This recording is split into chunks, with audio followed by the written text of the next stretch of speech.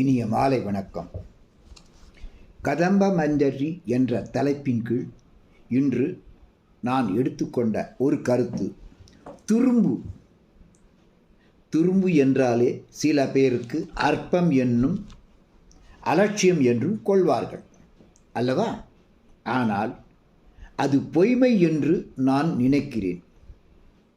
முதலாவதாக, துரும்பு சிறிதாக இருந்தாலும் அது பல்லு குத்த கூட உதவும். எனவே அது எப்படி அற்பமாக இருக்க முடியும்? ராமாயணத்தில் சில காட்சிகளை பாருங்கள்.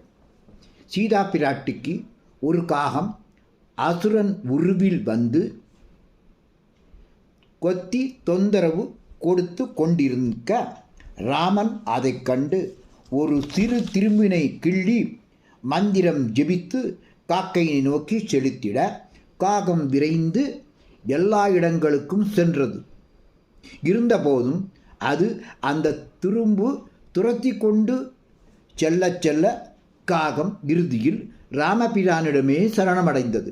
இருந்த போதிலும் அந்த துரும்பு காக்கையின் ஒரு கண் பார்வையினை பறித்தது என்பதை நீங்கள் ஏற்கனவே கேள்விப்பட்டிருப்பீர்கள். அதனால்தான் காக்கை பார்வையது ஒரு சாய்த்து மாதிரி நம்ம நினைத்து கொள்கிறோம் இல்லவா? இப்பொழுது கூறுங்கள், அது துரும்பா? இல்லை. இங்கு வல்லவனுக்கு புல்லும் ஆயுதம். ஆனால் இது போன்ற ஒரு நிகழ்வில் ராவணன் அசோகவனத்தில் சீதையை சந்தித்து தனது உள்ள கிடக்கையினை வெளிப்படுத்திட சீதையானவள் ஒரு துரும்பினை கிள்ளி அவர்களுக்கு இடையில் போட்டு ராவணனை நிமிர்ந்து கூட பார்க்காமல் அவனை துரும்பாக நினைப்பதாக கூறினாள். இக்கண் அது கெட்ட எண்ணங்களுக்கு தடையென கொள்ளலாம்.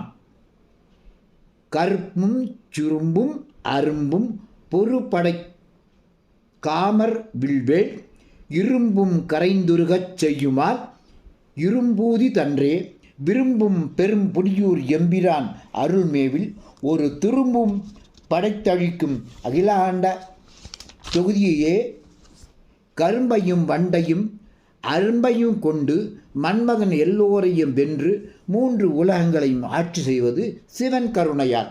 எனவே ஈசன் கருணை பெற்றால் ஒரு சிறு திரும்பும் அண்டகோடிகளை படைத்து காத்து துடைத்தும் பணிபுரியும். ஓம் நமச்சிவாய.